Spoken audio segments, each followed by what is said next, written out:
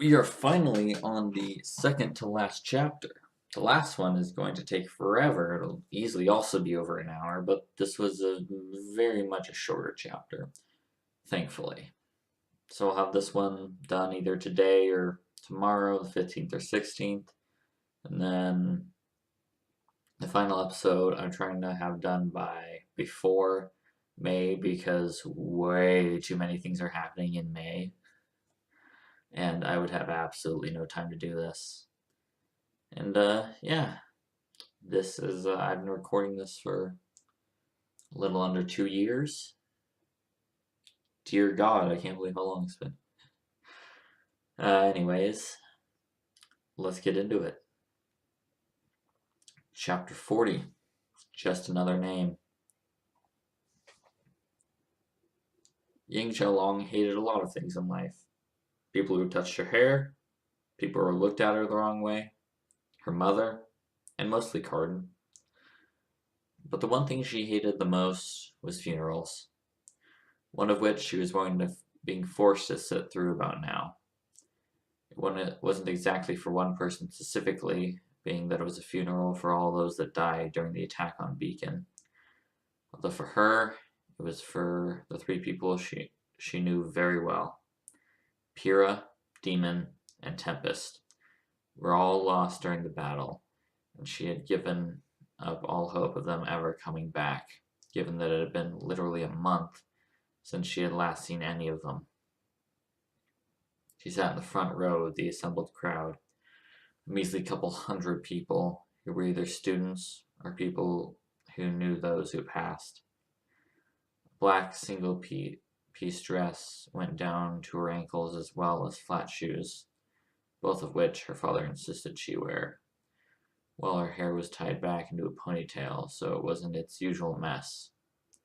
Crow and Tai Yang sat sitting on the other side of her while she waited for it to end, both of them offering her brief condolences when the emotion got to her too much. Kira, Josh, Marcus, and Jaeger were sitting off to the side as well. As the mayor of Vale gave a lengthy speech about the losses faced at the battle, Ying's thoughts shifted to her teammates, more specifically, why they had left.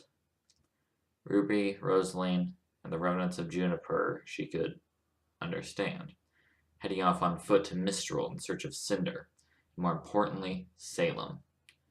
Although it was the other members that completely enraged her. Blake, she hadn't even seen after the confusion at the Vale evacuation. Ying had not having a clue in the slightest as to where she had gone. Weiss was another problem, in that she had been taken by her father on a private airship. As far as Ying could tell, the Ice Queen hadn't even put up the slightest fight against his decision. She had stayed behind in the hope that either one of the three would show up at some point, but the funeral was a massive slap in the face against those hopes. Final nail in the coffin, as it were. Kira, Josh, Marcus, and Jaeger had stayed behind for the pure point that they had nowhere to go. They weren't particularly fond of traveling long distances just to seek revenge, so it would be better if they helped with the retaking of Beacon, helping the staff of the academy and groom clearance, although that was going badly to say the best. The clearance crew, as just about everyone called it, had barely managed to take within the old borders of the academy, thanks to the colossal amount of Grimm that were flocking to the academy and using it as a larger roost of sorts. So much so that not even the remaining Atlas fleet could get any of their Vulture dropships into the air without getting swarmed by a Nevermore in a second.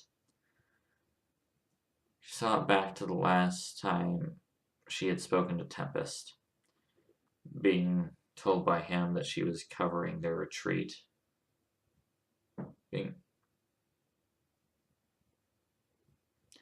She had thought back to the last time she had spoken to Tempest, being told by him that he was covering their retreat. So then why didn't he make it back on the last ship out? How could he have left her like that? Like Blake, and never come back? Kira, she knew well enough why she hadn't made it back. RWBY filling her in on the grim details of how she had found her after the fight with Cinder. Demon, however, she still couldn't work out how she had felt. Crow told her that he saved RWBY and stayed behind from the last ship to try and take down the dragon, something she wouldn't have even dreamed even in her most bullheaded states. Yet she had definitely watched as something took down that colossal grim. The fact had also been settled by the arrival of the battered Sid in his personal Titan. Josh checking the remote uplink the Titan had with Demon's armor, only to receive a message that told to a broken connection with the armor. Josh's reaction being that all she needed to know. There wasn't anything she could do. Josh had given the Titan to RWBY, knowing that they would need it most in their journey, while Josh kept Vanessa. She managing to smooth things over despite the previous spite as a final wish for Demon.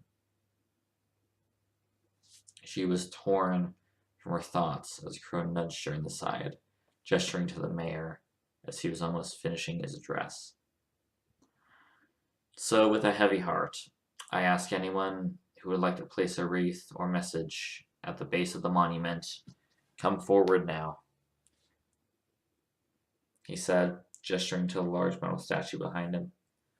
She reluctantly stood up, as her uncle did her uncle and father, then joined the back of the formed queue. She felt a hand on her shoulder and turned to see Josh with a concerned look on his face. He was wearing one of Crowell's old suits.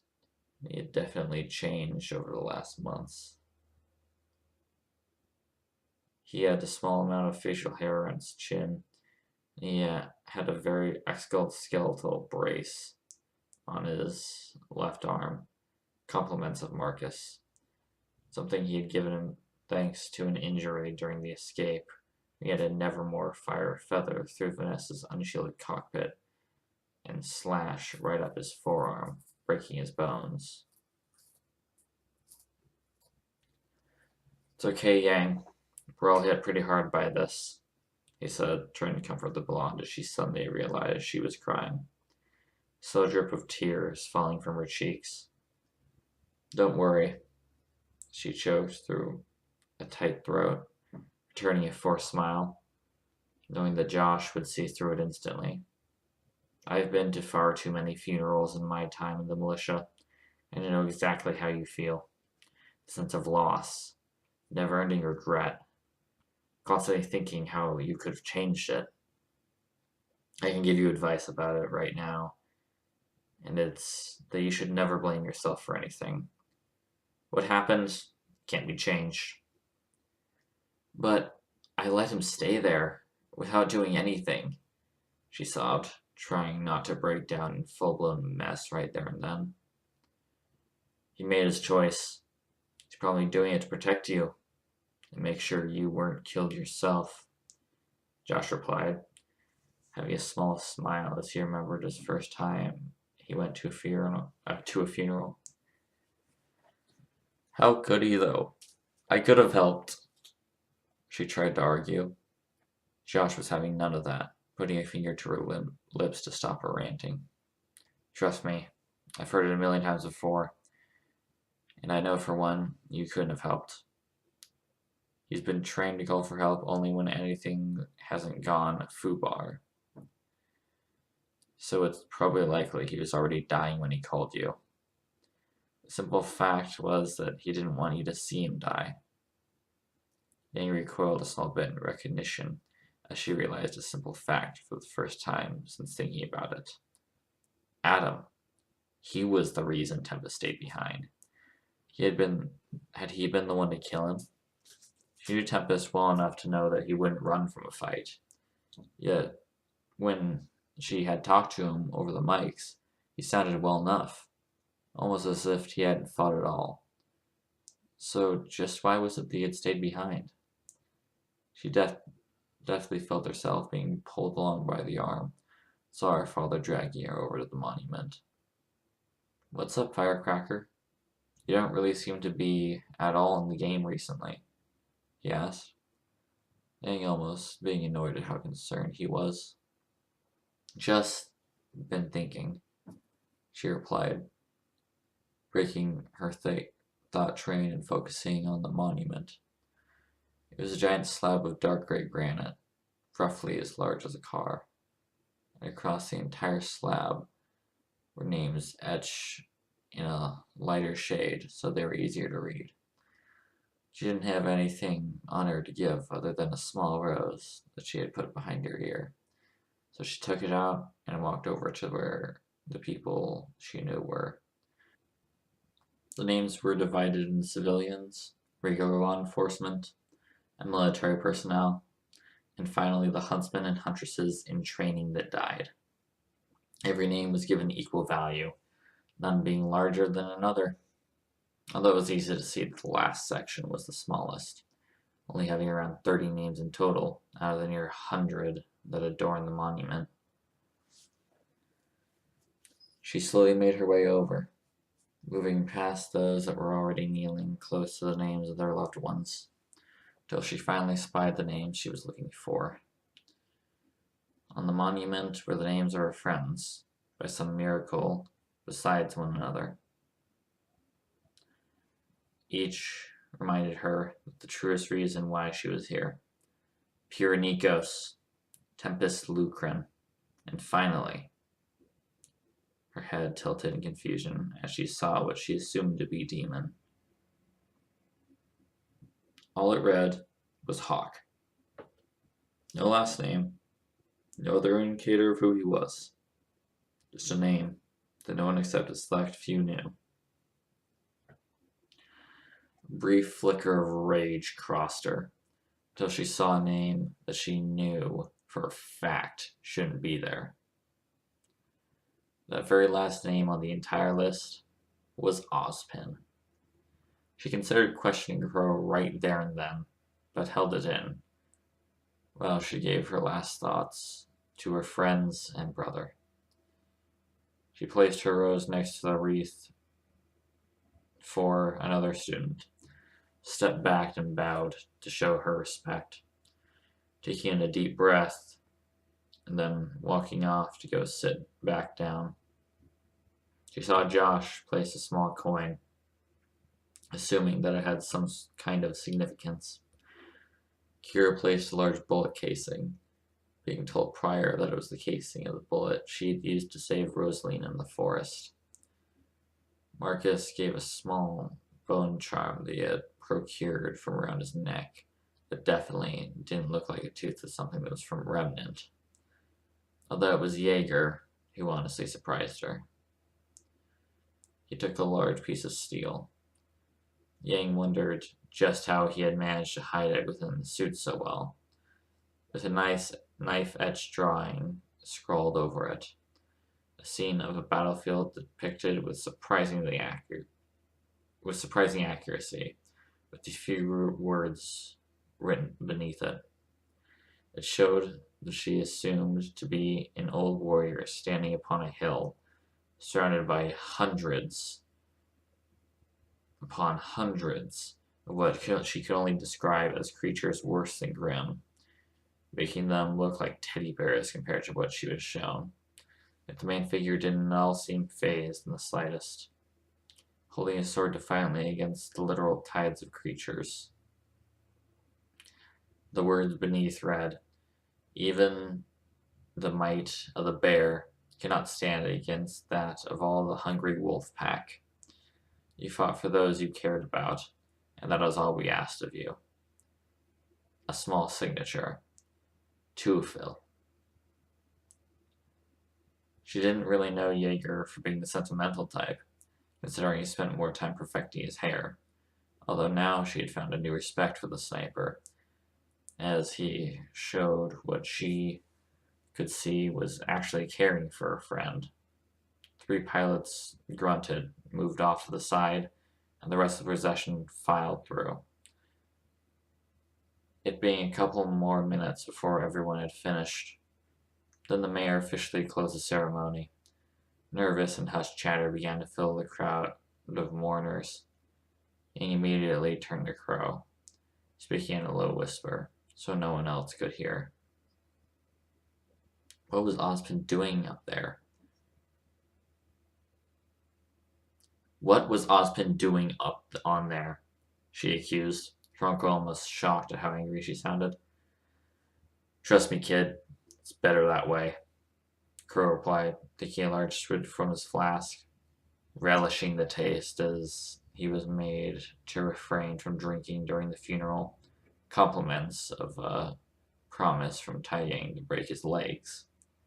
How is it better? Right now, Salem thinks he's dead, something which stops her from searching for him and giving him a certain cloak of protection.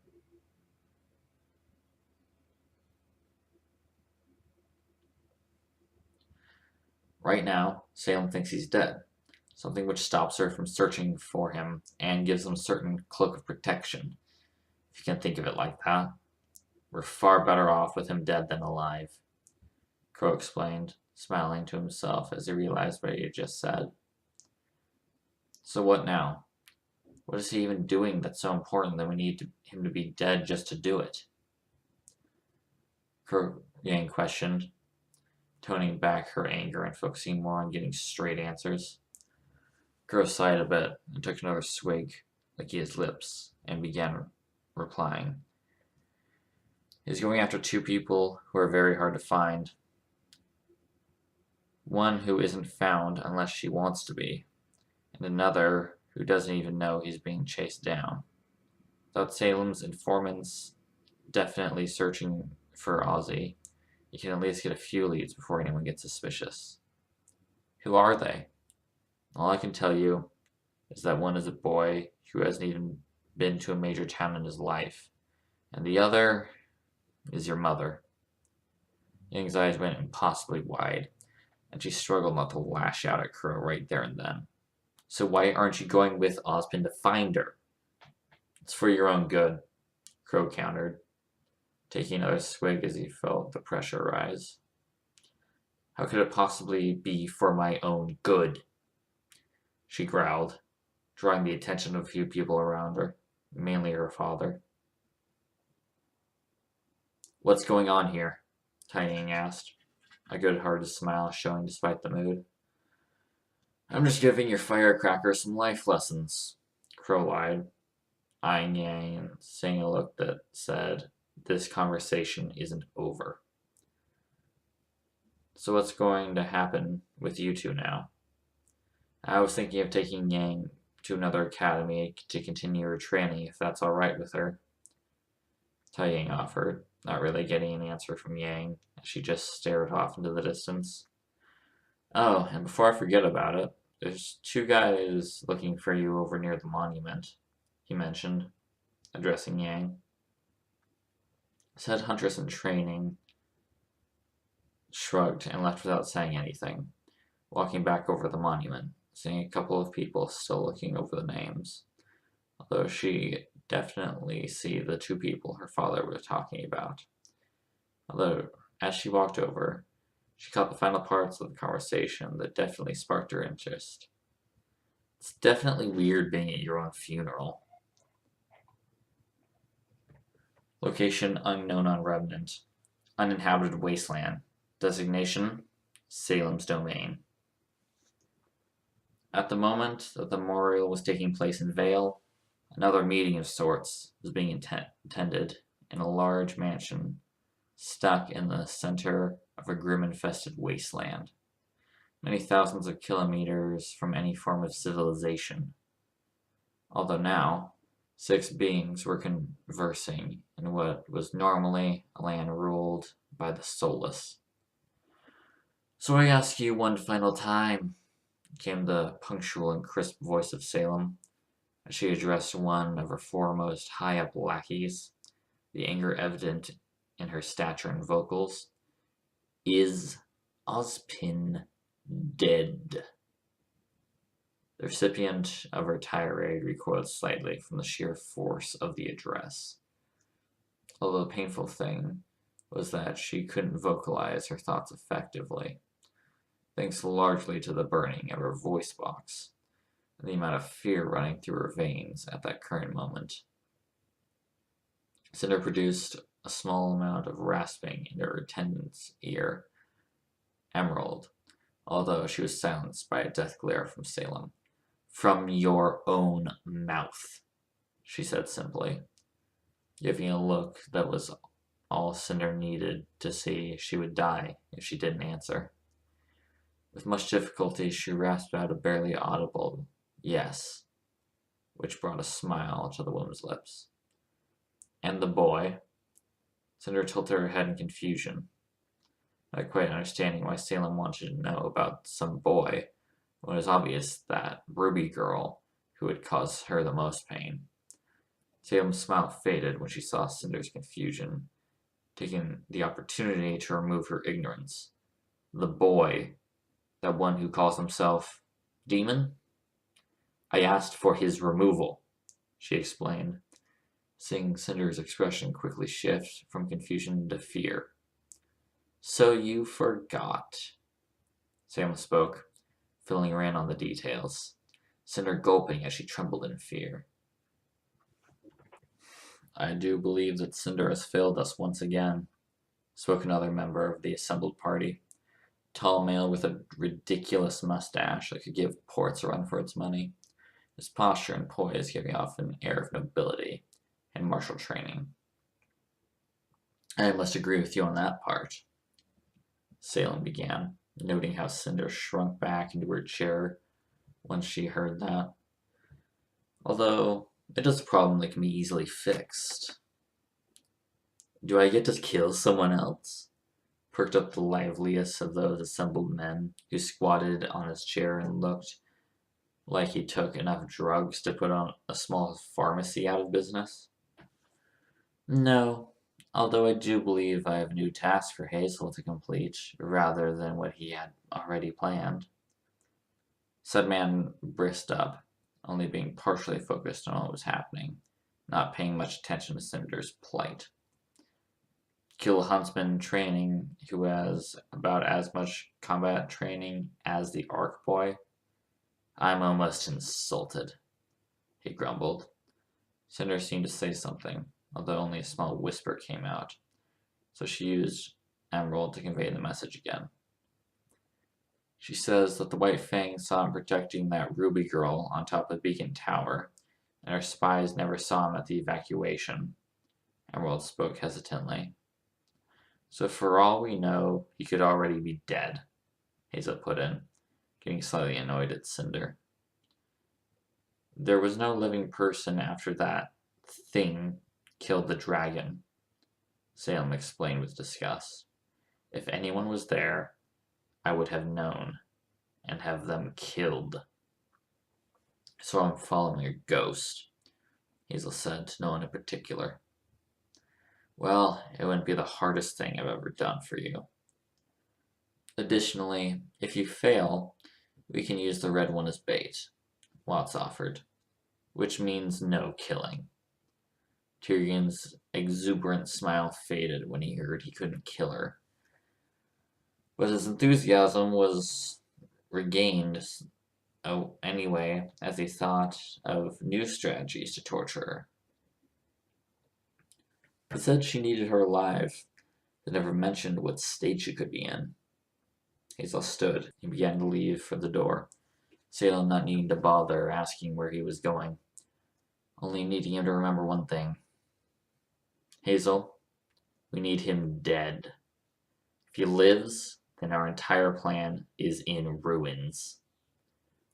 Hazel just huffed in affirmation and made his way out of the mansion, his mind already beginning to think of where to start, although something already began plaguing his mind that made him wonder. How could this kid really be so much trouble? I mean, it's not as if he's anything special.